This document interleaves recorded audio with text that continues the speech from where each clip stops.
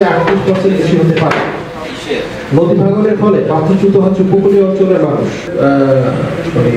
কি বলে যেটাকে প্রেজেন্টেশনটা আমি আপনাদের সামনে উপস্থাপন। স্থানীয় জলবায়ু বাস্তুভিত্তিক ব্যবস্থাপনা ও পুনর্বাসন প্রক্রিয়া শক্তিশালীকরণ সংক্রান্ত মানুষ বাস্তুচ্যুত হয়েছে। IDMC এর গবেষণা বলছে 2050 সালে বাংলাদেশ অর্থাৎ 2100 সাল নাগাদ 2.4 ডিগ্রি সেলসিয়াস পর্যন্ত বৃদ্ধি পেতে পারে। ঝুঁকি বাড়াচ্ছে। সাগর ও নদী বেষ্টিত দক্ষিণ উপকূলীয় এ পর্যায়ে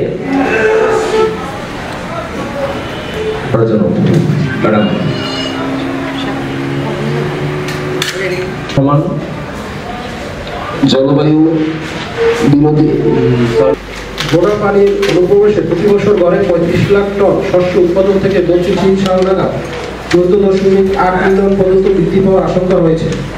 বাড়ছে জলবায়ু পরিবর্তনের কারণে যে ধরনের 2 থেকে 5 বছরের মধ্যে বড় ধরনের ঘূর্ণিঝড় জলোচ্ছ্বাস হচ্ছে।